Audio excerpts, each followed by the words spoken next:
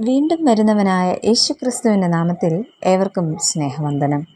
ഇന്നത്തെ വായനഭാഗം സദൃശവാക്യങ്ങൾ 15 മുതൽ 18 വരെ. ഇന്നത്തെ ചിന്തയ്ക്കായി സദൃശവാക്യങ്ങൾ 17 അധ്യായം 17 വാക്യം. സ്നേഹിതൻ എല്ലാ കാലത്തും സ്നേഹിക്കുന്നു, അനർത്ഥകാലത്ത് അവൻ സഹോദരനായിത്തീരുന്നു. ജ്ഞാനത്താൽ നിറഞ്ഞ ഒരു വ്യക്തിയുടെ ജീവിതത്തിൻ്റെ ലക്ഷണങ്ങളെക്കുറിച്ചാണ് ഇന്നത്തെ വായനാഭാഗത്ത് നാം കാണുന്നത്. ഇവിടെ ജ്ഞാനിയായ ഒരു മനുഷ്യൻ്റെ ജീവിതം എങ്ങനെയായിരിക്കണം എന്ന് നമ്മെ പഠിപ്പിക്കുന്നു. എന്നാൽ ജ്ഞാനം എന്നത് കേവലം അറിവ് മാത്രമല്ല, പിന്നെയോ ദൈവത്തെ ഭയപ്പെടുകയും അവൻ്റെ വചനപ്രകാരം ജീവിക്കുകയും ചെയ്യുന്നതാണ് യഥാർത്ഥ ജ്ഞാനം.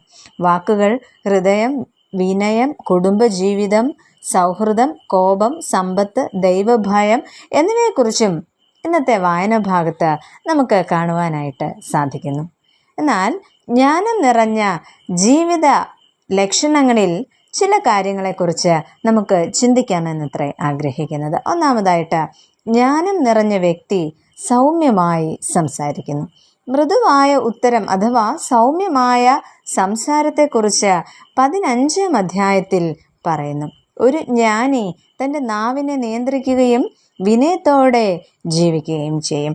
അഹങ്കാരം വീഴ്ചയ്ക്ക് കാരണമായി തീരുന്നു. എന്നാൽ വിനയം ദൈവകൃപയിലേക്കും ഉയർച്ചയിലേക്കും നമ്മെ നയിക്കുന്നു. മാത്രമല്ല, ആത്മനിയന്ത്രണം ഉണ്ടെങ്കിൽ മാത്രമേ നമുക്ക് സൗമ്യമായി സംസാരിക്കുവാനായിട്ട് സാധിക്കുകയുള്ളൂ. അത് 16 അധ്യായത്തിൻ്റെ 32 വാക്യത്തിൽ കാണുന്നു.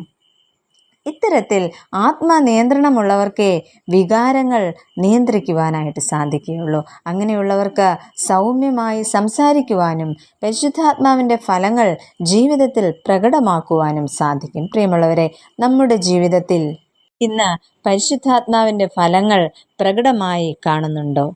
രണ്ടാമതായിട്ട്, ജ്ഞാനം നിറഞ്ഞ വ്യക്തി ബന്ധങ്ങൾ കാത്തു സൂക്ഷിക്കുന്നു. ഇന്ന് നമ്മൾ കുറിവാക്യത്തിൽ കേട്ടതും അതാണ്. ഒരു യഥാർത്ഥ സുഹൃത്ത് എല്ലാ സമയത്തും സ്നേഹിക്കുന്നവനായിരിക്കും. ഇന്നത്തെ ലോകത്തിൽ പല ബന്ധങ്ങളും സ്വാർത്ഥതയുടെയും സൗകര്യത്തിൻ്റെയും അടിസ്ഥാനത്തിലാണ്. എന്നാൽ ദൈവം ആഗ്രഹിക്കുന്നത് വിശ്വസ്തതയും സ്നേഹവും ത്യാഗവും നിറഞ്ഞ ബന്ധങ്ങളാണ്. യഥാർത്ഥ സ്നേഹം സാഹചര്യങ്ങളെ ആശ്രയിച്ചുള്ളതല്ല, പിന്നെയോ പ്രതിസന്ധിയിൽ കൈവിടാതെ പിന്തുണ നൽകുന്നവനാണ് യഥാർത്ഥ സുഹൃത്ത്. വിശ്വസ്തതയും വാക്കു പാലിക്കലുമെല്ലാം ബന്ധങ്ങളെ ശക്തമാക്കുന്നു. തെറ്റുകൾ ക്ഷമിക്കുകയും അവ പരസ്പരം സ്നേഹത്തോടെ തിരുത്തുകയും ചെയ്യുക.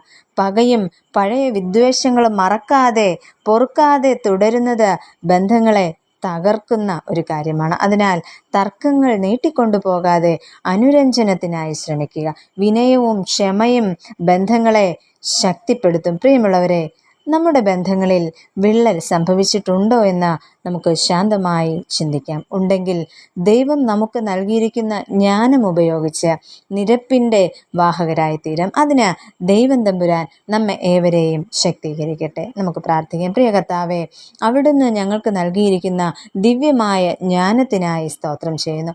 മറ്റുള്ളവരോട് സൗമ്യമായി ഇടപെടുവാൻ ഞങ്ങളെ അവിടുന്ന് പഠിപ്പിക്കണമേ. അതോടൊപ്പം തന്നെ അവിടുന്ന് ഞങ്ങൾക്ക് നൽകിയിരിക്കുന്ന വിലപ്പെട്ട നിക്ഷേപങ്ങളായ ബന്ധങ്ങളെ അനുരഞ്ജനത്തോടെ പരിപോഷിപ്പിക്കുവാനുള്ള ഹൃദയവിശാലതയും നൽകണമെന്ന് ഞങ്ങൾ പ്രാർത്ഥിക്കുന്നു. ഞങ്ങളുടെ യാചനകളെ കേൾക്കണമേ.